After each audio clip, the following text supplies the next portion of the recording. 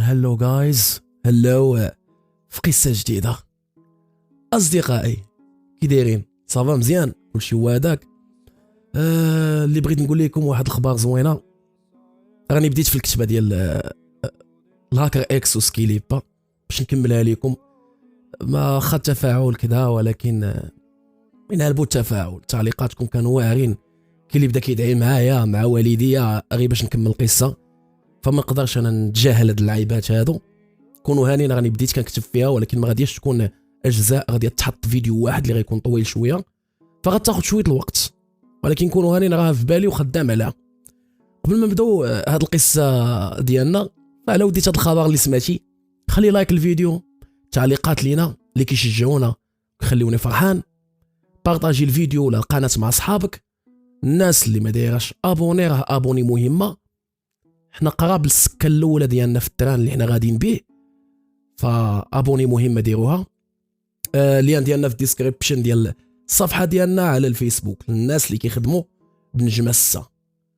يلا ودير داك الكيت ديالك، دير شي بلاصه مزيانه، زيد الصوت كامل، نسى عليا العالم البلانات كلهم، وعيش مع القصه. ليتس جو.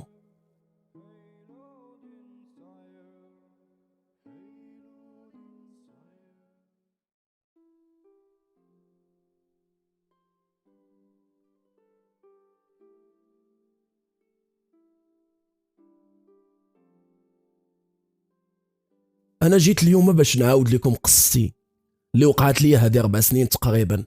هاد القصه غيرت شحال من حاجه في حياتي وقلباتها، فيما لا شك فيه انه العنوان ما عجبكش ولا خلاك تعطي مجموعه من التصورات والافكار في دماغك على المضمون ديال القصه ديالنا، وعطاك احكام مسبقه عليها.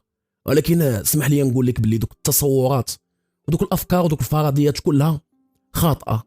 لذلك خذهم وخرجهم من دماغك وخليهم بعاد علينا. يلا اعطيني شويه من وقتك وخليني نعاود لك قصتي اللي تقدر تنفعك وتكون من اروع القصص اللي سمعتي بمشيئه الله. غنديك معايا للصيف ديال 2013، ملي كانت عندي ديك 19 سنه. كنت في ذاك العام كنقرا في لافاك. قلت مع راسي هذا الصيف غنعطيها غير التسركين والنعاس ونتهلا في راسي ونخرج مع عشراني ونعيشوا شويه ديال الحياه. راه الشباب غير مرحله وكتفوت، والحمد لله ربي عطانا الفلوس، والوالد عندي خدام محامي كبير وما خصنا حتى شي خير، ما عليناش. واحد النهار في الصيف فقت مع 12 كيف العاده، حيت ما مولفش نفيق بكري. وفقت هذا النهار هذا مع 12 غير حيت الوالده صدعتني بالصوت ديالها وهي كتعيط عليا، كتقول لي الحسين الحسين فيق، راه خاصك تفطر، فيق بركه، الظهر قارب يودن والناس راه شبعوا فياق.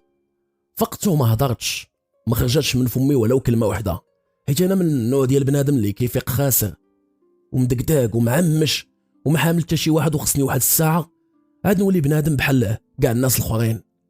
نطت من فراشي ومشيت غسلت وجهي، نزلت عند الوالده سلمت عليها وقلت لها صباح الخير. جلست كنفطر وشعلت التلفازه وبقيت كنقلب وكنشقلب، ما بان ليا والو، كاع القنوات ولاو حامضين ما فيهم ما يتشاف. ولكن كان خاصني نعدي بشي حاجه حتى نفطر، حيت انا ملي كنبغي نكون كناكل خصني ضروري ما نتفرج شي لعيبه باش نحس براسي كليت مزيان. حطات الوالده الفطور وفطرت ونط طلعت لبيتي. قلت اش غندير ما ندير، نقصر شويه ديال البلاي بما يفوتني هاد العكز ديال الناس. شعلت البلاي ولعبت واحد شويه، مليت منه حتى هو. قلت مع راسي نعيط على شي دري ندوز معاه الوقت، وتفكرت عشيري خالد هو اللي غنشد معاه السون وندوز معاه هاد النهار هذا، حيت عنده واحد الموطور نصوني عليه يجيب الزربه، نمشيو نتساكلوا واحد شويه ونهضروا. المهم حليت الواتساب، دخلت الميساجات، قلبت عليه سلمت عليه وزربت عليه، قلت له يجي يديني من باب الدار نمشيو نضحكوا وننشطوا شي شويه، ما كاين ما يدار، الملل هو اللي كاين في الدار. جاوبني هو، حيت كان هو من النوع اللي ديما مكونيكطي. قال لي بلي غيجي، ونط انا لبست حوايجي، قديت شعري، ضربت واحد الريحه، قديت حالتي، سلمت على الوالده ودرت الكيش في ودنيا وهبطت نتسنى خالد يوصل. تسنيت واحد 10 ديال الدقائق تقريبا وجا فوق من الموطور ديالو، سلم عليا وقال لي اطلع اطلع. طلعت معاه وتمينا غاديين، وصلنا لواحد القنت فيه بزاف ديال القهاوي، وقال لي اش بان لك نجلسوا في شي قهوه ونهضروا شويه. قلت لي سير على الله، راه بحال والو، واحد شويه غير خصني نرجع للدار حيت الوالده وصاتني ما نتعطلش باش نتغداو مجموعين. مشينا فعلا لواحد القهيوه تما، جلسنا وقلت ليه خالد علاش ما نمشيوش للدار عندنا وتغدى معنا هاد النهار هذا، اش بان ليك؟ قال لي لا لا الحسين خلي شي نهار واحد اخر. قلت لي لا اليوم ماشي غير كيتغدى معنا، وتعرف على الوالده راه ديما كتقول لي جيبوا شي نهار ياكل معنا حيت كنعاود ليه عليك بزاف. قال لي واخا اللي يعجبك، انا راه عندي لك واحد البلان نقي ابا الحسين، غير جيب لينا السربايه القهوه ونعاود ليك. قلت لي شمن بلان كاينه خالد ياك ماشي مونتيف تاني؟ قال لي لا لا لا غتهنى غيعجبك. سكتنا واحد شويه وبدينا كنكتشفوا في المكان بعينينا. كنت كنشوف في الزبائن اللي كانوا في ديك القهوه والمحيط ديالها واللي غاديه واللي جايه. في واحد الوقيته قطع واحد الدري داك السكات والتفكير ديالنا وسمعناه قال لنا السلام عليكم، وحط لنا القهوه وقال لنا بصحتكم. شكرناه وتحرك داك السرباي. شفت انا في خالد وقلت ليه ها القهوه ها هي، قول لي البلان باش نخلطوهم بجوجهم.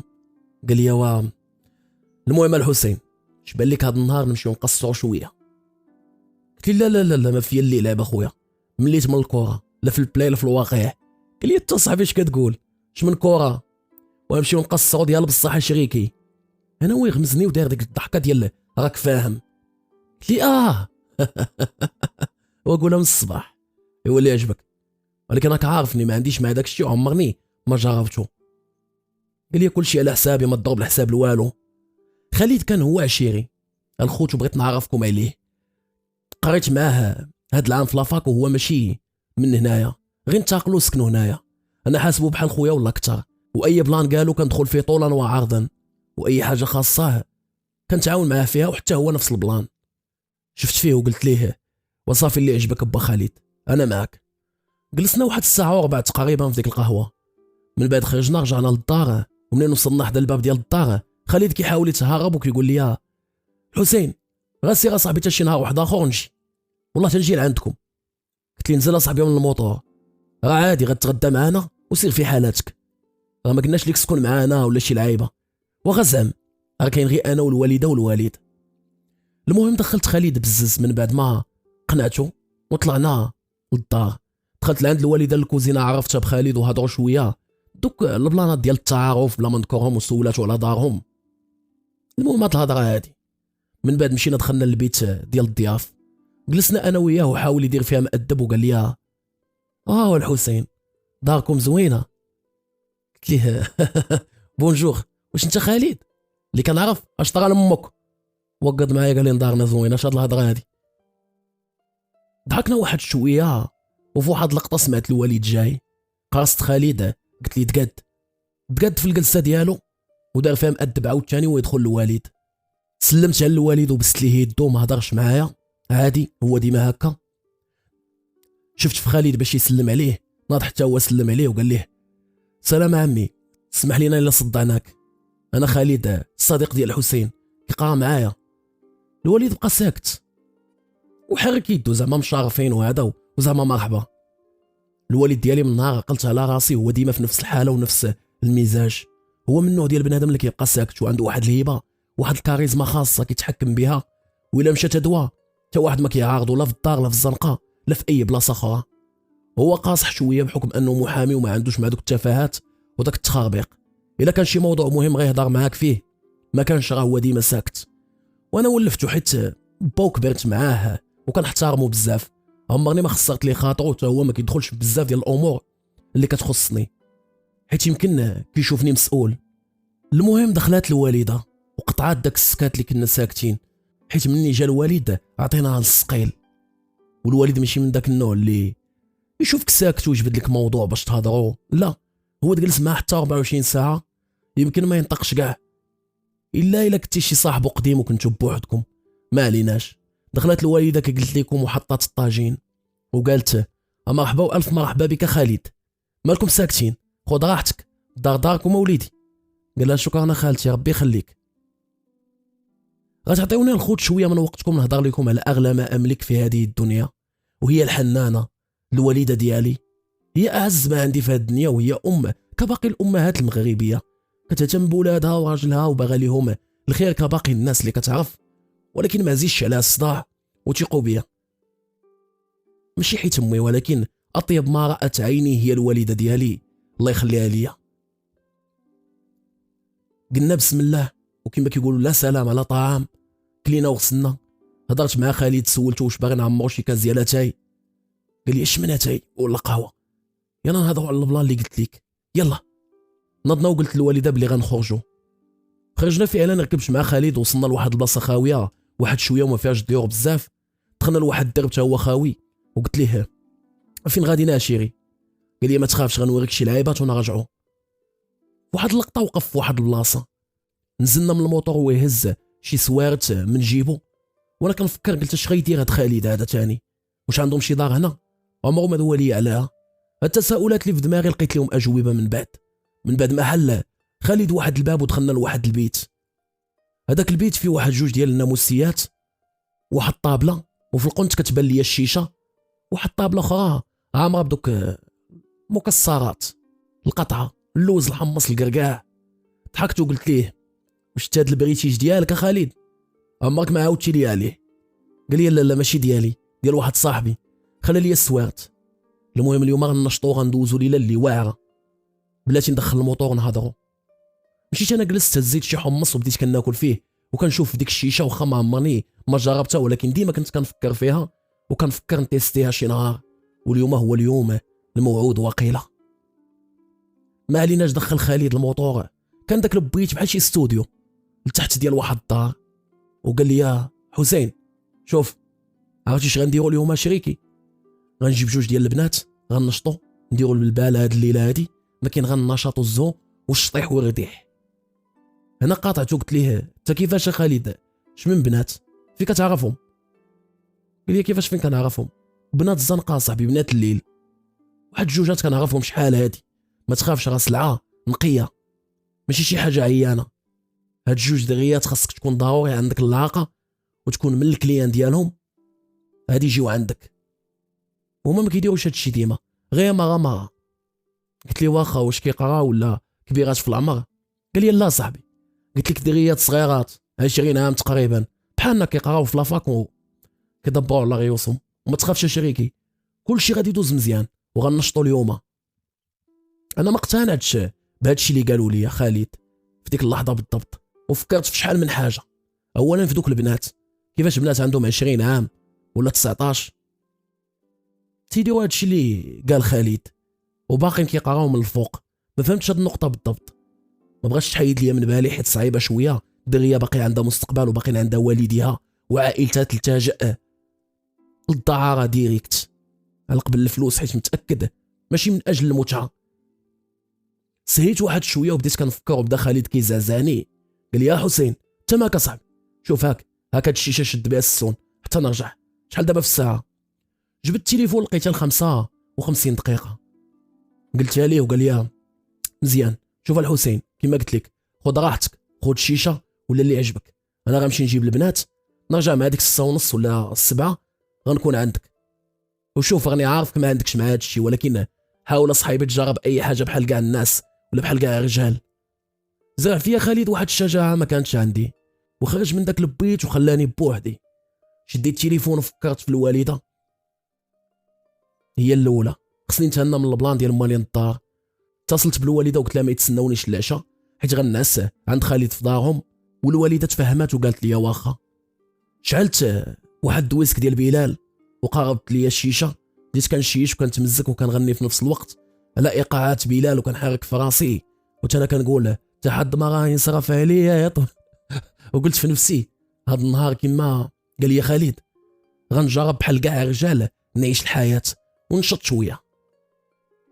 ولكن الخوت باش نقول لكم اونتر بارونتيز الفكره ديال ندير شي غولاسيون اللي كتكون اونتر الدري وبنت، الزينه اذا صح التعبير ما دخلاتش ليا راسي.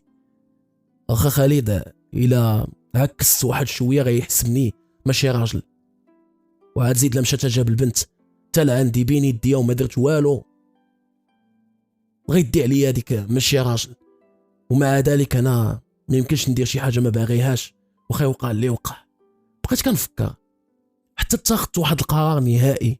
قلت مع راسي ما يمكنش وما غنديرهاش، حيت ربي غادي يحاسبني وما غنخاطرش انا بديني واخرتي على قبل التخربيق. ما فايتش حتى دقيق، انا ماشي حيوان يتحكموا فيا الشهوات ديالي. اتخذت القرار ديالي وسكت وبقيت كنتشيش حتى سمعت الصوت ديال الساروت كيحل الباب. في واحد اللحظه سمعت خالد كيعيط عليا بسميتي. قلت ليه وي جيتي؟ قال لي جيت وجبت معايا واحد جوج بنيتات ناكلهم العشاء. قلت لي مرحبا دخلوا. قال لي مالك زغبان الحسين؟ ويقول لهم زيدوا دخلوا دوك البنات. دخلت الاولى بعدا ترمات عليا وسلمت بوجهها بخير هانيه الى اخره. من بعد جات الدغيه الثانيه سلمت عليا غير بيديها، صوتها كان ناقص شويه، يعني ما زعماش كاع، بالعكس كتبان حشمانه ومكالميه. سلمت عليها وجلسوا البنات وجا خالد قال لي حسين المهم نعرفك بهاد الحسناوات. غير قالها وهي تضحك. الدغيه الاولى بدات كتقهقه بالجهد، داك الضحك الباسل. قلت يخطفوا كي داير هادي، كرهتها في ديك اللحظه. المهم لا ياهم قال لي هادي الحسين سلوى داكشي ديال ليه اختنا واعره. قلت لها مشرفين. وقال لي وهادي لمياء حنينه والله عمرها دار وشو بيوضه فريميجه هادشي ديال هولندا. قلت لها متشرفين. البنت بانت لي حشمات وما ضحكات ما والو، اما ديك سلوى وفرفاره غير الضحكه ديالها كتسمع في القنت كامل. لابسه واحد الميني ومني دخلات وهي كتقارب مني وكدير يديها على ركبتي. في واحد اللحظه خدات مني الشيشه وبدات كتشيش، وخالد مشى طلع في شي دروج للفوق. ما كانش في راسي بلي هذا الفوق حتى هو محسوب على هذا البيت هذا ولا البرتوش. المهم هو مشى طلع، ما عرفتش علاش كيقلب. انا ما ارتحيتش لديك السلوى بتاتا حيت ما زيدش عليا هذا النوع ديال بنادم. بدات كتشيش وكتبخ عليا في الدخان وكتضحك. انا تجاهلتها وفي واحد اللحظه عطات الشيشه لمياء، قالت لها هاكي تشيشي. ديك لمياء رفضات ما بغاتش تشدها. حارت انا في ديك اللقطه كيفاش بلان هاد البنت مني دخلات سلمات عليا غير بيديها عكست سلوى الفرفاره، ودابا ديك البنت اللي دخلات حشمانه ما بغاش تشيش. مالنا هاد الفري هذا ماشي سوقي، الله يخرج هاد الليله بخير. هبط خالد وجاب معاه 4 ديال الكيسان وجاب واحد البيرات وشي لعيبات اخرين وقال اليوم نشطو نشطحو. اما كان حسين كتبان ليا ساهي نشط اصاحبي. ما جاوبتوش واكتفيت بالابتسامه. ديك سلوى حاطه يديها فوق من ركبتي كتلعب بصباعها، ما كانتش نضرب معها لصقها مع الحيط. وبديت كنقول كيفاش البلان ديال خالد في الاول غشيشه ودابا جاب الشراب. هادشي ما مسلكنيش، كون غير ما زربتش ومشيت لدارنا من الاول. ما عليناش. خالد طلق المزيكا بالجهد، عمر الكيسان، خدا ديالو سلوى خدات ديالها وبداو كيشربوا. انا ما بغيتش ناخذ وقال لي خالد وازعم وجرب، ولكن ما بغيتش. والغريب في هذا الشيء كله حتى ديك البنت لمياء ما بغاتش تاخذ. بزز عليها خالد تاخذو ولكن ما شرباتوش، شداتو غير في يديها. خالد وسلوى بداو كيشربوا كاس من مور كاس من مور كاس حتى ولاو في السما. كنا كنهضروا على شي مواضيع بحال الدراسه والعطله وداك التخربيق، كنسولوا في بعضياتنا وصافي. مني شبعوا شراب سلوى وخالد ناضوا كيشطحوا كيلعبوا، وسلوى بدات كتمشي وتجي وكتجر مع هذيك لمياء باش تشطح، ولكن لمياء واخا ناضت ما كتشطحش من نيتها، غير كتمشى في بلاصتها. تعجبت من ديك البنت كيفاش بلانها.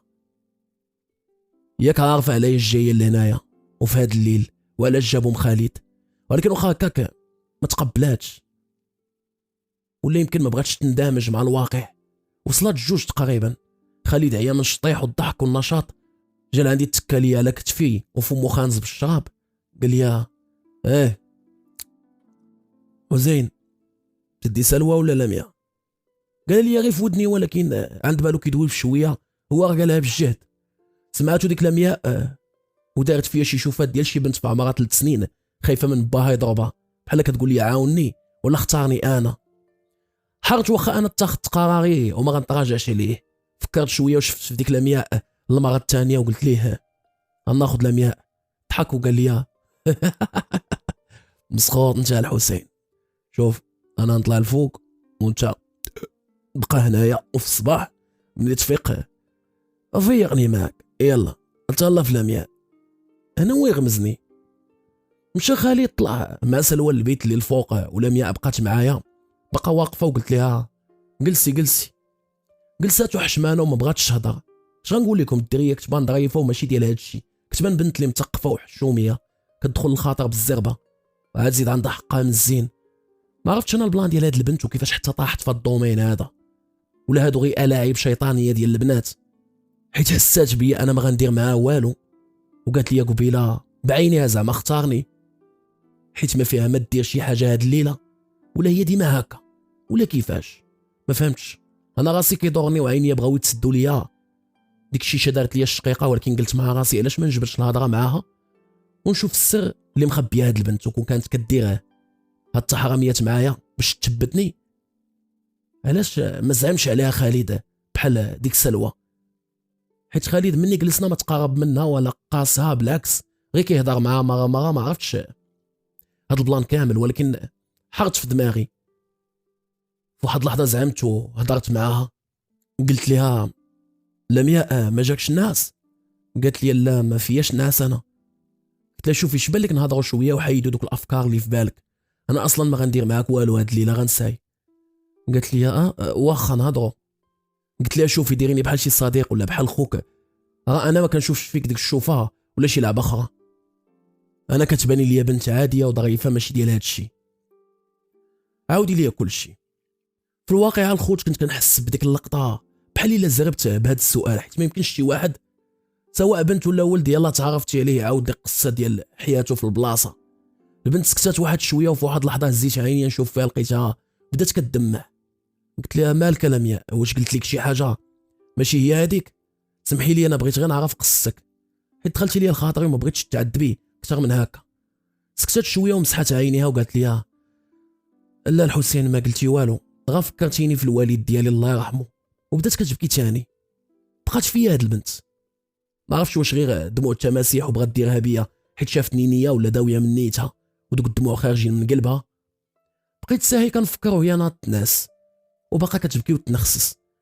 باقيلا منين بديت كنصح فيها فكرتها باها وشي حاجه اللي كدورها في ضميرها. داز ديك الليله وانا نعست غبزز، حيت بقيت كنفكر وكنشوف لمياء ناعسه كتبان بحال شي ملاك. اول مره نشوف شي وحده في هاد الدومين هذا بحال هكا. الدريه دخلت لي لخاطري وهكا غادي نكون اول واحد تعرفت عليه ايها المستمع العزيز عجباتو، نعرفش كيفاش نخرجها، عاهره بهذا التعبير هذا. يمكن انا اول واحد في حياتك تعرفتي عليه احب عاهره. ملي كتقال هكا كتجي خايبه. بائعة الهوا حسن ياك صافي. المهم فقت في الصباح طلعت فيقت خالد، لقيت البيت في حالها بلا ما نذكرها. هبطت فيقت لمياء لبسات حوايجها، قلت لها تهلاي انا غنمشي. قالت لي تهلا في راسك حسين. زيت حوايجي والتليفون ديالي وخرجت كنقلب على شي طاكسي. خليت خالد مع البنات ما نعرف واش غيوصلهم للدار ولا اش غيدير معاهم، ما كيهمنيش. بغيت غنمشي نرتاح شويه حيت فقت مدقدق. شديت الطاكسي بحكم المسافه البعيده، ولكن وصلني للدار. لقيت الوالده موجده الفطور، سلمت عليها وقالت لي جلست فطار الحسين، مالك كتبان لي مقلق ماشي بحال ديما، ياك لاباس؟ قلت لها لا امي ما كاين والو، غير البارح ما نعسناش بكري وصافي، ما باغيش نفطر غير بصحه وراحه، غنمشي لبيتي. طلعت لبيتي تكيت وبديت كنفكر في البلان ديال ديك البنت الثاني. ما بغاش تخرج ليا من بالي. قلت حتى نفيق ولا حتى الغدا ونسول خالد هو اللي غيكون عارف عليها كل شيء. ضربتها بنعسه ما فقت حتى لديك الجوج. فقت غسلت وجهي، سمعت الوالد كيعيط عليا، مشيت لعندو سولني فين كنت البارح وقلت لي عند خالد، ناس عنده في الدار انا وشي دراري. قال لي ومالك صباح ناعس لهاد الوقت؟ قلت لي لا غير البارح سهرنا شويه حيت جابوا شي افلام جداد وتفرجنا فيهم. الوالد سكت وانا مشيت، ما عرفتش واش شك فيا ما نكونش بت عند خالد في دارهم ولا كيفاش. مشيت لبيتي قلت نعيط لخالد نتشاوفوا من هاني نهضروا على ديك لمياء وشرح لي شنو واقع لها.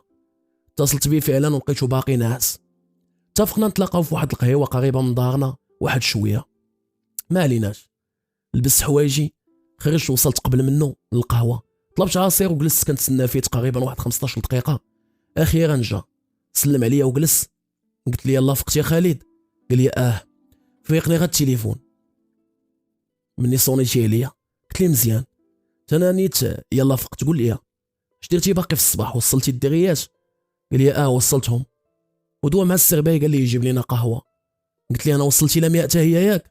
قال لي ماك صاحبي ويلي ما تقولش لي عجباتك الخدمه ديال البارح. قلت لي ولا الصراحه بغيت نسولك شي اسئله على هذيك البنت.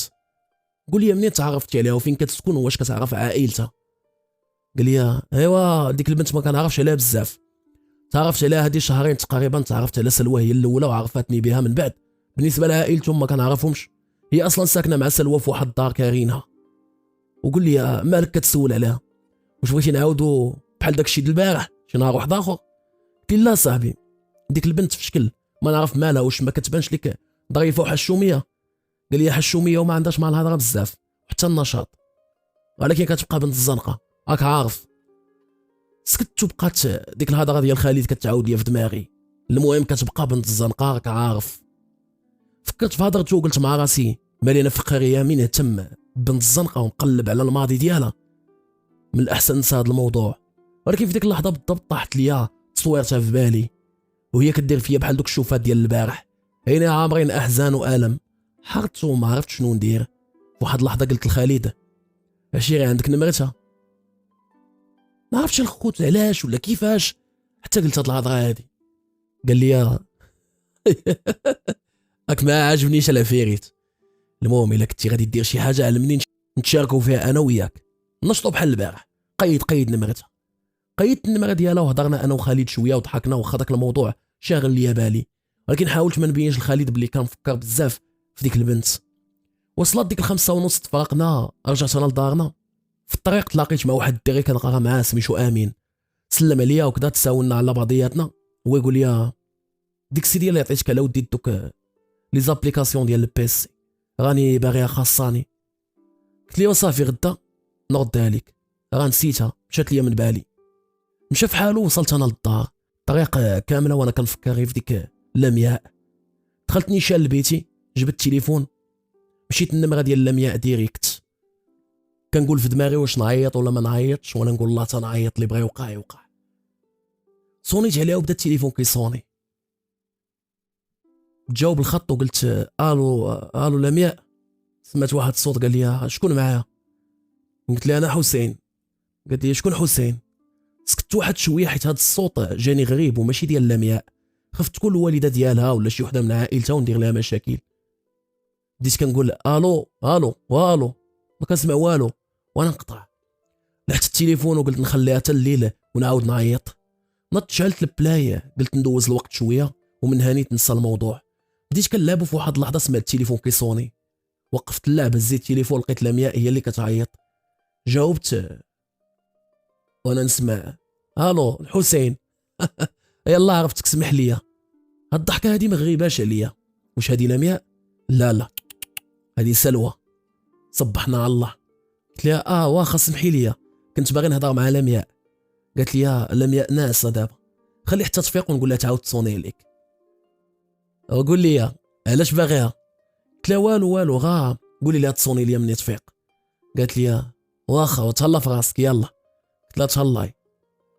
قطعت وبقيت كنفكر. سبحان الله، شوف الفرق بين سلوى ولمياء.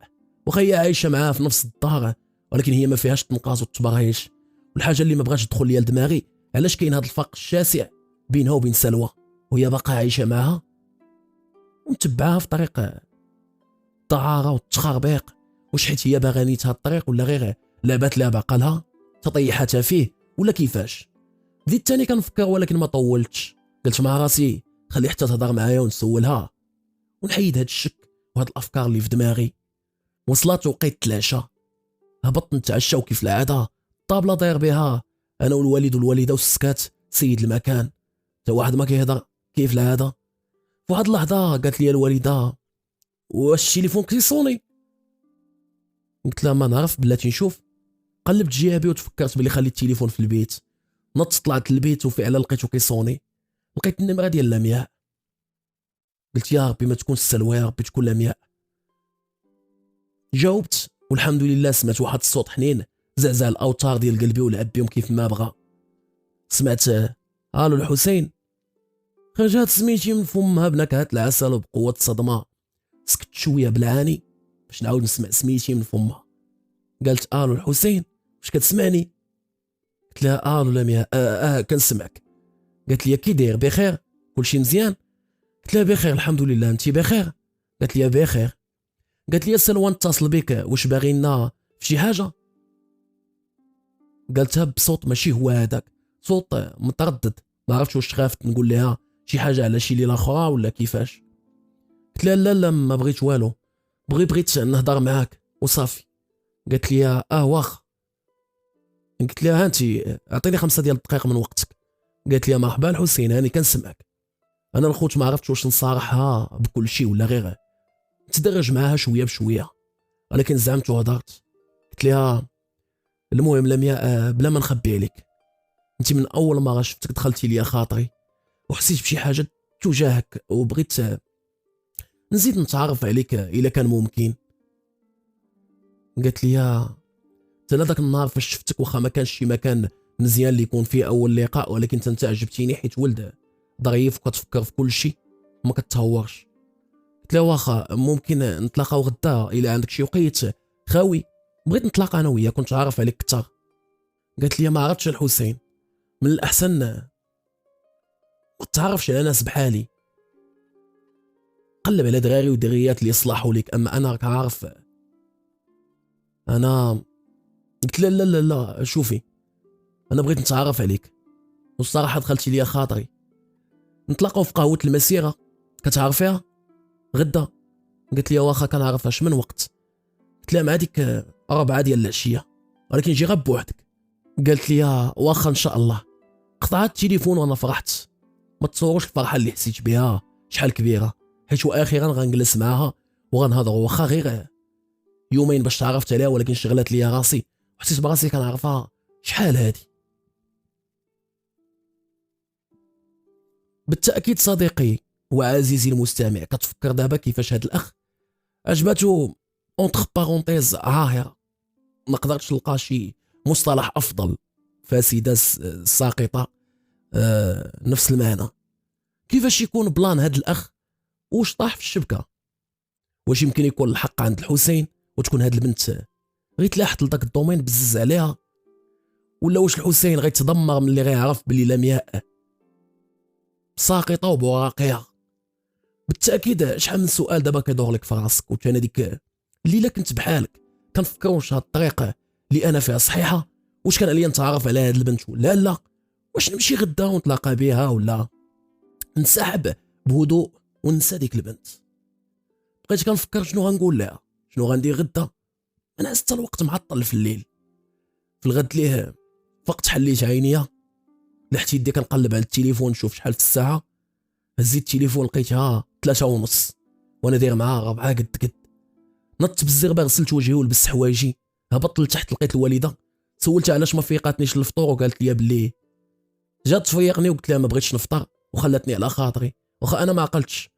المهم خرجت بالزربه وقلت مع راسي ما غنوصلش في الوقت الا مشيت على رجليا، بلاتي نشوف اسامه واش كاين في دارهم يعطيني بيكالتو. اسامه ولد دربنا بحال شي خويا، اي حاجه بغيتها كيعطيها ليا بلا ادنى اعتراض، وديما كيحاول يعاونني في اي حاجه واخا هو كبير عليا، ولكن دايرني بحال خويا الصغير. ولكن ما عرفتش واش غنلقى اسامه في دارهم حيت كانوا مسافرين، لا ربما يكونوا رجعوا ديجا. ما عليناش، مشيت دقيت المره الاولى المره الثانيه وسمعت كلمه شكون. قلت قريب، طلعت الوالده ديالو من الشرجم، قلت لها خالتي كاين اسامه؟ قالت لي يا وليدي بلاتي نعيط لك عليه. سنيت شويه ويطلع عليا، قال لي الحسين بلاتي هبط لعندي سلم عليا، قال لي كي داير هاني بخير الى غير ذلك. قلت لي على سلامتك، طلبت منه البيكالا وخرج عليا بالزربه، سلمت عليه ومشيت. منين وصلت حطيت البيكالا في واحد البلاصه حدا القهوه ودخلت، كنقلب على المياه وسط من الوجوه، كنشوف هنا ولا هيه. في واحد اللحظه دارت ولقيتها في واحد القنت كتشير ليا بيديها، فرحت وابتسمت لها، ما قدرتش نحيد عليها عينيا. تبان لي زوينه ومقاده حالتها بزاف. ما عرفتش واش زيانت في هاد اليومين ولا غير داك النهار كنت مبوق بالشيشه والشراب وما شفتهاش مزيان. ما عليناش، مشيت لعندها سلمت عليها وجلست. قلت لها ياك ما تعطلت عليك؟ قالت لي لا انا نيت يلاه جيت. قلت لها شكرا حيت جيتي، شنو غتشربي؟ قالت لي اللي عجبك الحسين. طلبت لها عصير وانا شديت قهوه كحله، يلا فقط نقاد بها المزاج. قلت لها المهم لمياء عرفتي علاش قلت لك نتلاقاو؟ قالت لي قلتي لي بغيتي تتعرف عليا اكثر. قلت لها تماما، بغيت نعرف عليك شحال من حاجه الا سمحتي لي، حيت دخلتي ليا خاطري بزاف. عزيزي المستمع، انا غنعفيكم من ديك المحادثه الممله وغنخرج لكم بواحد الخلاصه لداكشي اللي قالت لي لمياء. قالت لي المهم بقيت كنسول فيها وهي كتجاوب، وقالت لي بلي هي من عائله فقيره وباها مات من اللي كانت عندها تقريبا 15 سنه، امها مريضه بالمرض الخايب ما كتقدرش تنوض من بلاصتها، وبلي عائلتها كلها تخلاو عليها سواء عمامها ولا خوالها، وهي بوحدها ما عندها لا خوت لا والو. دابا هي عايشه مع سلوى، امها خلاتها في دار العجزه وكتزورها مره كتمشي لعندها. شجعت وسولتها علاش خدات ديك الطريق ديال الدهاره، الصراحه انا عاقل. طاحوا من عينيها الدموع، كانت كتعاود وكتبكي وكتقول لي اش بغيتيني ندير الحسين، انا باقا صغيره وبغيت نكمل قرايتي نعيش بحالي بحال كاع الناس. اش بغيتيني ندير وعائلتي كلها تخلات عليا، واللي مشيت عنده كيلوحني للزنقه. اش بغيتيني ندير؟ امي مسكينه مريضه وانا اللي مكلفه بها كنشري ليها الدواء. اش ندير؟ واش انا بوحدي اللي هازه الثقل كله؟ لا حنين الله رحيم، حتى حد ما بغى يعاونني، واخا غير بكلمه كلهم تخلاو عليا وبقيت بوحدي مليوحه في الزنقه. حتى دارنا اللي كانت غتسترنا داها لينا عمي ولا حنا للزنقه انا وامي. كانت كتعاود اول مره في حياتي الخوت تبكيني بنت. سولتها على الدار كيفاش تاخدها ليهم عمهم، وقالت لي بلي كانوا مجموعين فيها يعني جوج عائلات، ومني مات باها عمهم لاحهم في الزنقه وخداها بوحدو. كان في الاول ساكن معاهم في هانيت. قلت لها علاش ما التجأتوش للقضاء والقانون؟ قالت لي بلي عمها كيهددها بالقتل الا مشات وعاودت شي حاجه للمحكمه.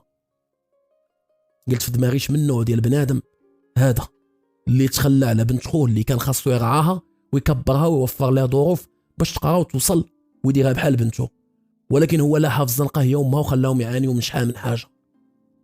داك النهار لمياء خوات داكشي اللي كانت هزاه في قلبها، بكات شي بكا ديال الدراري الصغار، بقات كطلب فيا باش ما نعاودش داكشي لتا شي واحد، وقالت لي بلي حتى انا دخلت ليها الخاطره داكشي علاش عاودت ليا. المهم من بعد ما عرفت كل شيء جلسنا شويه وانا كنحاول نهدنها وكنقول لها انا معاك.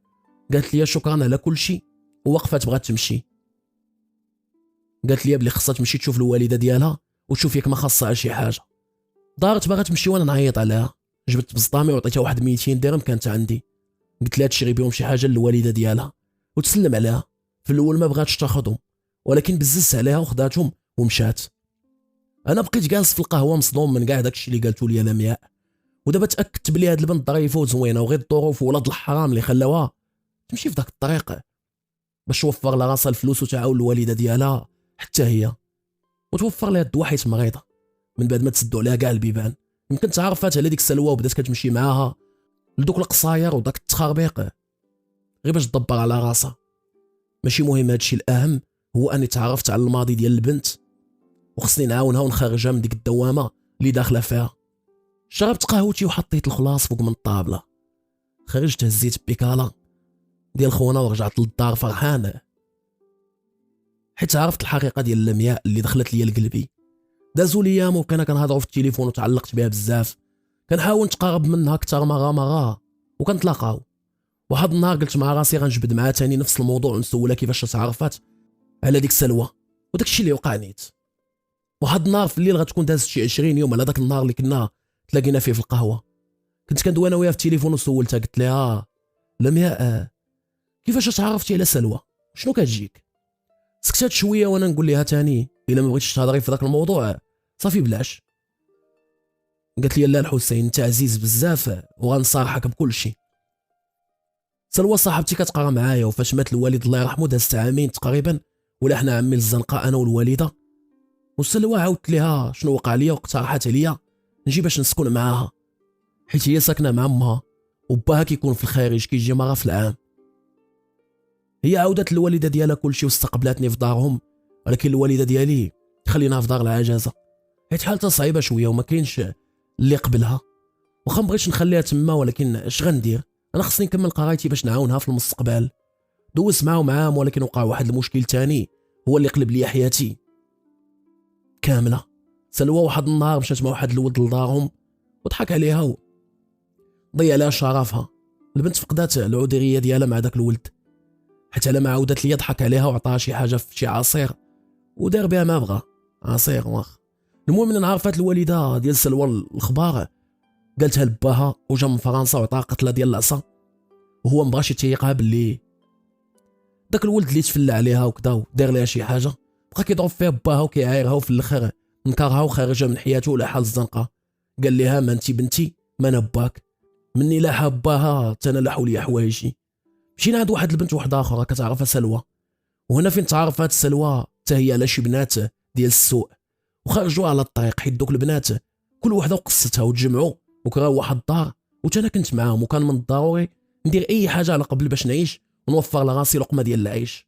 واخا في الاول ما بغيتش ندير داكشي اللي كيديروا، ولكن مع الوقت فهمت باللي ديك الطريقه هي الطريقه الوحيده باش نبقى في قرايتي ونبقى في هاد الدنيا، وهذيك هي الطريقه الوحيده باش نوفر للوالده الفلوس ديال الدواء ديالها. غيجيك هادشي اللي كنقول لك غريب حسين، ولكن انا ما بغيتش ديك الطريق وما عندي حتى شي بديل، حيت كاع البيبان تسدوا في وجهي. وحتى سلوى ولات بحالي باها نكرها وسمح فيها على قبل غلط ماشي ديالها. مالو ديالي انا وي ماشي ديالها. الوالده ديالي ملي كنمشي لعندها واخا هي ما كتهضرش، ولكن انا باقا كنقول لها عايشه مع سلوى في دارهم غير باش ما تقلقش، وانا ربي اللي عالم بيا وهو بوحدو اللي عالم شنو كاين في قلبي. بدات هنا الخوت كتبكي وانا كنهدن فيها ونكالمي فيها، وطلبت مني نسمح لها حيت غتقطع لابيل. قطعت فعلا وخليتها على خاطرها، حتى انا بشويه على تتهدن وتنسى. المهم عندي هو ديما نبقى معاها ونعاونها. من بعد ما عاودت ليا كلشي زاد حبها في قلبي كيكبر، وميمكنش ندوز نهار واحد بلا ما ندوي معاها. خالد دوك الايامات ما بقاش كيبان، حتى التليفون ديالو طافيه، ما عرفتش واش سافر ولا خدام. خليته على خاطر اصلا العطله قريبه تسالي، ودابا يبان صحه باش نمشيو نقراو. ما عليناش دازوا الايام ونديكم لواحد النهار بالضبط، كان نهار 3 تلاقيت مع لمياء في واحد الجرده وهضرنا شويه قلت ليها بلي باغي نشوف الوالده ديالها ونتعرف عليها. ما قالتش لي لا، ولكن قالت لي راه امي ما غيعجبكش حالها حسين. شديتها وعنقتها وقلت لها دابا حنا بجوج غنديروا ايد في يد وغنديروا اللي في جهدنا باش ماماك تبغى. مشينا شدينا طاكسي ومشينا لدار العجزه، نزلنا وبقيت تابع لمياء ودخلنا، بقيت غير تابعها توصلنا لواحد البيت. دخلات ولقينا واحد السيده ناعسه في فراشها. مشات لمياء باست ليها يديها وانا دخلت سلمت عليها وبست ليها يديها، وبالطبع هذه هي الوالده ديالها. ما غيكون عندها تقريبا ديك 65 سنه، مريضه بالشلال، ما كيتحرك فيها حتى شي جزء من ذاتها. عرفتني عليها لمياء وبدات كتهضر معاها، كتقول لها هذا الحسين امي اللي كنت ديما كنهضر لك عليه وكذا وكذا. بقينا داوين معاها ووعدتها باللي غندير اللي في جهدي باش تبغى. زيد شي بركه درتها في واحد الجوا من جيبي وعطيتها لها. لمياء هزاتو ورجعاتو ليا، ما بغاتنيش نعطيه لما، قنعتها وخليتو. وقلت للوالده ديالها عمتي هادشي بركه غنخليها عند بنتك باش توفر لك الدواء واللبس وكل شيء، من اليوم اعتبريني بحال ولدك وغنعاونكم في كل شيء. كنت كنشوف في المراه في عينيها كيبانوا حزينين بزاف. الصراحه بقاش فيا ديك السيده بزاف، حسيت بها كتعاني، حيت ماشي سهل تكون متكي في بلاصه وحده وكتشوف غير في مشهد واحد النهار كامل. الله يكون في العوان ديال الناس اللي مرض بهذا النوع ديال الامراض. خرجنا انا ولمياء من بعد ما سلمنا على الوالده ديالها. منين خرجنا بقات لمياء كتشوف فيا وكتشكر فيا، شدات ليا في يدي وحسيت براحه نفسيه، حيت الاول مره في حياتي قدرت نعاون شي واحد نخرجوا ولو شويه من الاحزان ديالو. داك النهار كانت لمياء فرحانه وداك الشيء كان كافيني باش نكون حتى انا فرحان. وصلتها حدا الدار اللي كاريه فيها هي وسلوى والبنات الاخرين. قبل ما تمشي شديتها من يديها وقلت لها ما تنسيش داك الشيء اللي وعدتيني به. ابتسمت وقالت لي ما تخافش. عنقاتني بالجهد ومشات. حسيت براسي في عالم اخر، فرحت بزاف حيت قدرت نفرح الانسانه اللي كنبغي واللي دخلت ليا لقلبي. راه بصح كنت فرحان. في الاول كنت كنقول عليها عاهره الله يسمح ليا وصافي. دابا عزيزي المستمع كتفكر في من وعد علاش انا داوي مع لمياء، حيت في السير ديال الاحداث الحكايه ديالي ما ذكرت حتى شي وعد ياك. ما عليناش، هانتوما غتفهموا. من بعد ما تعرفت على لمياء مزيان ودوك الايام اللي كنا كنهضروا فيهم، طلبت منها تبعد على داك الدومين وتبعد من دوك الناس وتخلي البنات الاخرين يديروا اللي بغاو، وانا كل سيمانه غندبر لها على المصروف ديالها هي والوالده ديالها. وعدتني لمياء بلي غتبعد من داكشي وغتكون ليا بوحدي. ما عليناش، رجعت لدارنا فرحان وتفكرت بلي هملت الوالده ديالي هاد الايام، ما بقيتش كنهضر معها بحكم اني عطيت وقتي كله للمياء. مشيت تغديت في الدار، جلست مع الوالده ديالي واحد شويه وبقينا داويين. قالت لي مالك ولدي اليوم بنتي ليا فرحان وغاش قالك. انا الخوت ما عرفتش واش نعاود للوالده ولا لا. في الاول ترددت ولكن قلت مع راسي هذه امي اللي ولداتني عمرها ما خبات عليا شي حاجه موفره ليا كلشي، علاش لي ما نعاودش لها. عاودت لها كلشي من الاول، ولكن ديك الليله اللي دوزتها في داك البرتوش مع خالد ما ذكرتهاش طبعا، وما ذكرتش شي حاجه اللي غتبين لمياء خايبه في عيني الوالده، حيت ما غتخليش نكمل معاها طبعا ومن حقها من الفوق. عاودت الوالده بلي البنت الله يعمرها دار وكذا، عاودت لها التفاصيل كاملين الا داكشي الخايب. نصحاتني وقالت لي كمل معاها ولدي وان شاء الله يكون خير، وعاونها وعاون حتى الوالده ديالها، والله يشافيها. وشي نهار جيب لمياء تغدى معنا باش نتعرف على انا. ولكن ولدي دير احتياطك، راك عارف البنات ديال اليوم. قلت لها ما تخافيش الوالده الله يخليك ليا. مشيت طلعت لبيتي وهضرت مع لمياء وقلت لها بلي عاودت كلشي للوالده وبلي خصها تجي شي نهار باش تعرف عليها وتغدى معنا. لمياء ما قداتها فرحه وقالت لي واخا، اول ما غنحس بها فرحانه لهاد الدرجه هادي. اتفقت معها بلي نهار الخميس غنجيبها تغدى معانا. دازوا لي ايام دغيا وصل نهار الخميس، مشيت لعند لمياء جبتها ودخلنا للدار، لقيت الوالده كتسنى. عرفت على الوالده وخليتهم كيهضروا وانا مشيت للكوزينه. كانت الوالده مصايبه واحد الغديوه من داك الشيء. رجعت لعند لمياء ودخلنا للبيت ديال الضياف. خلاتنا الوالده ومشات توجد الغدا وتجيبو. بقينا كنهضروا شويه. قالت لي حسين داركم كبيره وزوينه وجات في واحد الحي اللي زوين وراقي. قلت لها هذه دارنا لمياء، ان شاء الله ملي غنتزوجوا غنسكنوا هنا وغنعيشوا حياه زوينه وغنعوض لك كاع دوك الاعوام اللي ضاعوا منك. فرحات وبقات كتعنق فيا. واحد شويه جات الوالده وجابت الغدا. تغدينا وبدينا كنهضروا، وفي واحد اللحظه التليفون ديال لمياء كيصوني. خدات وجاوبات قالت الو. سكتات وانا كنشوف فيها وفي التعابير ديال وجهها اللي تبدلوا صفارت لونها تخطف. قلت لها شكون؟ قلت لها شكون؟ ما جاوباتش وقالت في التليفون هاني جايه دابا. وبدات كتبكي. انا ما فهمت والو. ناضت هزات صاكها وهي كتبكي وانا نشدها من يديها. قلت لها ما لمياء. قالت لي امي حسين امي تزاد عليها الحال راه في كلينيك دابا. قلت في دماغي منين طاح علينا هاد الشيء كنا ناشطين وفرحانين ودابا كلشي تقلب. زيد جاكيطي وبسطامي وقلت لها بلاتي نمشي معاك. قالت لي لا بقى مع ماماك انا اتصل بك من بعد. خرجت معاها توصلتها للشارع، شديت لها طاكسي وما خلاتنيش نمشي معاها. مشات وهي كتبكي. مشات حيت امها تزاد عليها الحال. صدمت بهذا الخبر وما بقيت فاهم والو. تجمدوا افكاري ورجعت للدار حيت خليت الوالده حتى هي ما فاهمه والو. وصلت للدار وقالت لي الوالده علاش ما مشيتش معاها. قلت لها ما تخافيش امي راه شديت لها طاكسي وما خلاتنيش نمشي معاها. قالت لي نوض يلا نتبعوها وليدي ونوقفوا في جنبها، خصك تبقى معاها وتعاونها في بحال هذا الوقت. قلت لها لا لا امي راه ما قالت لي تسميت الكلينيك، خليتها تتصل هي. راه قالت لي دابا نعاود نعيط لك، خليها على خاطرها دابا اتصل. دازت واحد نص ساعه تقريبا وانا جالس في الصالون شاد في راسي وكنفكر. جبت التليفون عيطت ليها وجاوباتني. سولتها شنو وقع. قالت لي بلي امها مريضه بزاف وتزاد عليها الحال. سولتها شنو وقع لها وقالت لي بلي قال لها الطبيب ان امها وقع لها انهيار عصبي وهي دابا كاينه في كوما غيبوبه وخاصها ضروري دير عمليه في اسرع وقت ممكن. انا مبقيتش فاهم والو. قالت لي بلي خاصها 2 مليون باش دير عمليه في اسرع وقت، وبقات كتبكي عليا وكتطلبني باش نعاونها وما نخليش امها تضيع منها. حاولت نكالميها وقلت لها بلي غنحاول نلقى شي حل. قطعت التليفون وهضرت مع الوالده ديالي. عاودت لها شنو واقع للام ديال لمياء وقلت لها بلي خاصني الفلوس. طلبت منها تعطيني الموافقه باش نسحب الفلوس من الكونت ديالها في البنكه. ترجيت الوالده بزاف تعاوني وقلت لها بلي انا خصني نوقف مع حبيبتي. وفي الاخر شافتني هكاك كنبغي البنت عطاتني الموافقه. مشيت انا وياها للبنكه بالزربه، شدينا طاكسي دخلنا للبنكه خرجنا الفلوس بلا خبار الوالد ديالي. واخا عرفتو غيغوت عليا وغيعاتبني ديال بصح حيت هزيت داك المبلغ كله بلا ما نقول ليه والو. ولكن هذه مساله حياه او موت، ما نقدرش نخلي لمياء كتعاني وكتشوف امها كتموت قدام عينيها. رجعت الوالده لدارنا وانا نعيط على لمياء. عطاتني العنوان ديال الكلينيك. هذا كان واحد الكلينيك كنعرفو كبير في مدينتنا، اكبر واحد كاين في المدينه. مشيت لعندها لقيتها جالسه باغا الكلينيك. جرات لعندي عنقاتني وسولتها على امها وقالت لي بلي دخلوها للقاعه ديال العمليات وبلي كيتسناو الفلوس باش يديروا لها العمليه.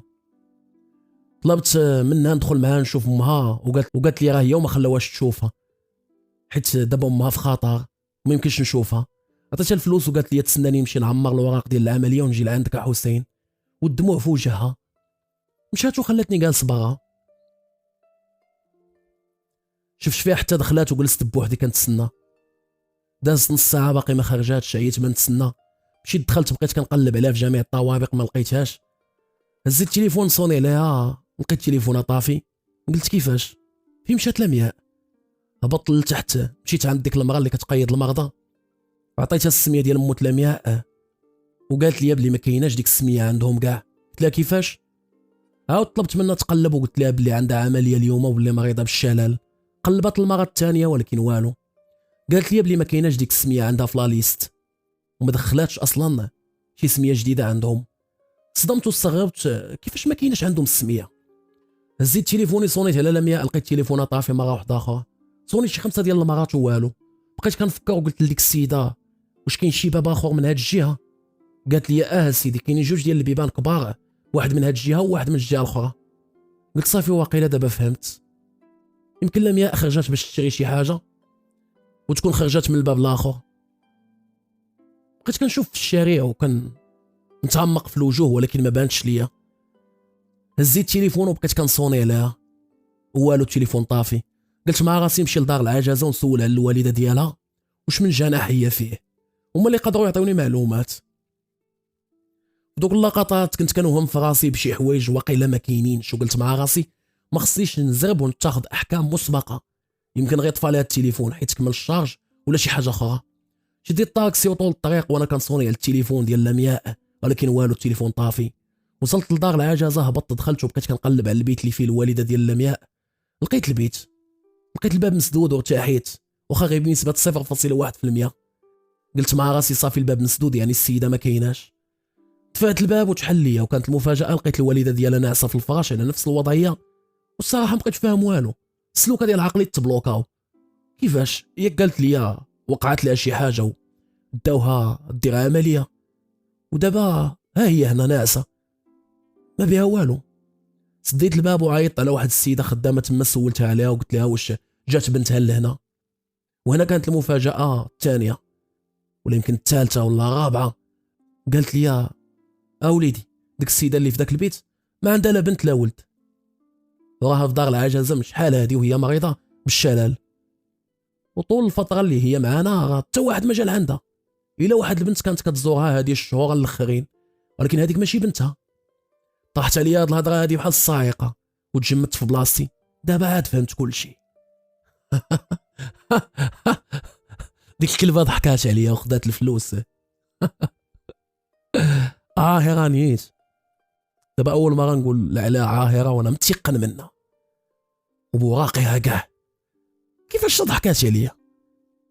كان العقل تا دارتها بيا، ولا قبلاش على قبل الفلوس، على قبل وسخ الدنيا. اسكت يا راس الحمار انت، وسخ الدنيا. كاع دوك الاحلام تحطموا قدامي ذاك النهار، والمستقبل اللي رسمته وتخيلته في مخيلتي شعلات فيه العافيه.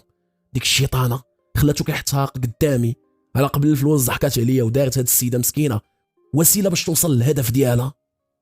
ما كيهماش تكون مريضه، بالعكس صالحه انه هاد السيده مشلله وما كتهضرش باش هكا تستغلها مزيان. تفكرت داك النهار ملي زارتها، تفكرت عينيها اللي كانوا عامرين بالدموع والحزن. كنت كنظن باللي كانت حزينه على قبل المرض ديالها، ولكن لا، كانت حزينه حيت كتشوف ديك الكلبه كتلعب بيا وكتستغني وكتستغلها حتى هي. كانت حزينه حيت كتشوف في راسها كتساهم معاها في الكذوب ديالها واخا من غير قصد. كرهت راسي في ديك اللحظه حيت كيفاش حتى قدرات هاد الشيطانه ضحك عليا وضحكت على الوالده ديالي. دابا عاد عرفت علاش كانت فرحانه ملي قلت ليها بلي غتجي عندنا لدارنا، حيت كانت عارفه بلي غتضحك عليا. حتى على امي ديك القصه كلها كان مخطط ليها من البدايه باش في الاخر تدمرني وتدي الفلوس، حيت عارفاني غنعطيها اي حاجه. ودارت لي دوك الالعاب ديالها الشيطانيه ولعبات ليا بقلبي حتى بغيتها، ولعبات دور الضحيه في كل اللقطات، ولكن انا اللي كنت ضحيه.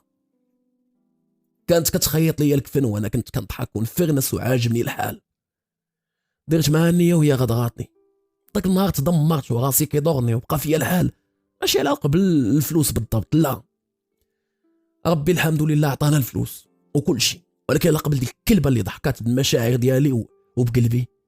خرجت من دار العجزه وشديت الطاكسي، وفي الطريق تفكرت خالد، قلت نعيط عليه ونمشي لعندو نخوي عليه قلبي، حيت هو الصديق ديالي وغيعاوني في هذه المحنه.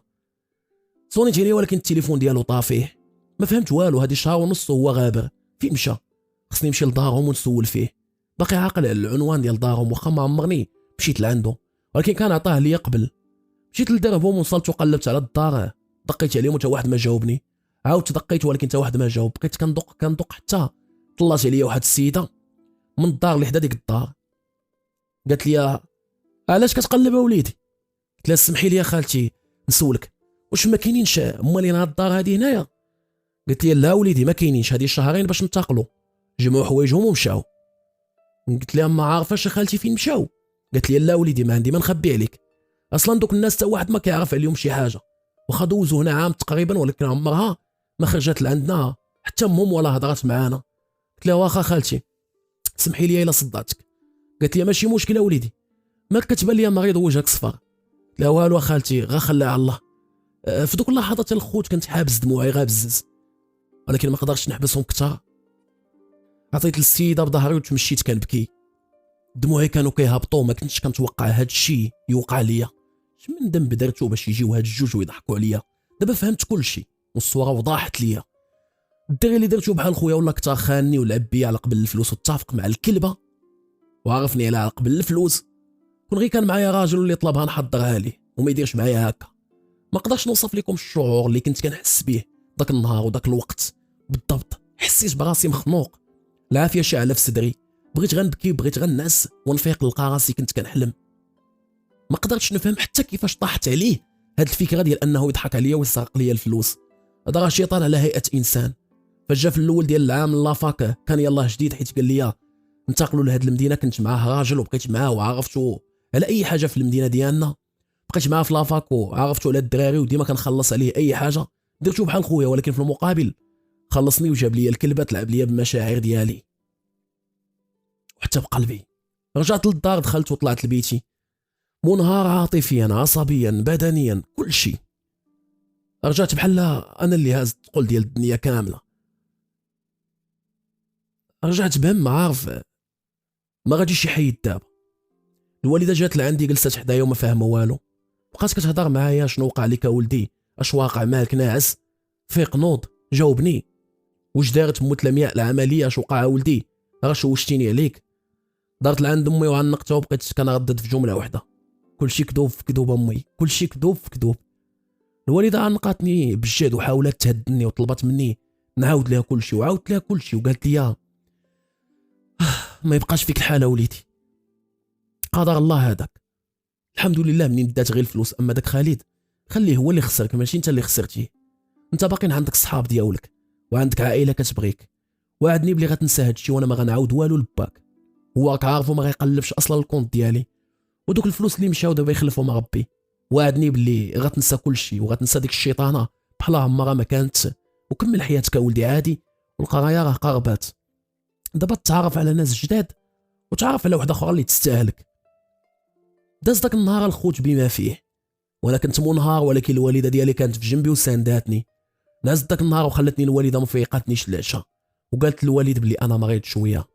فقت الغد ليه وبقيت حزين ومحطم، حيت غير كنتفكر ديك الكلبه وخالد كيطيح عليا الحزن. وما نقولش لكم شحال كنكرههم، كنكره داك الشماته اللي حسبته راجل وعطيتو كلشي، حتى ديك الكلبه اللي كتموت غير على الفلوس. بغيت ربي يعطيها على قد ما دارت بيا. دازوا الايام وبقيت غا في بيتي، ما كنخرجش وما كنهضر مع حتى شي واحد. كندوز نهاري كله غا في بيتي وكنفكر في داك البلان اللي وقع وعقدني. ولكن الوالده ديالي وقفت معايا وحاولت تخرجني من ديك الوحده. ومره كيجي عندي ولد جيراننا اسامه، وبفضلو وفضل الوالده ديالي تخطيت ديك الدوامه وخرجت منها.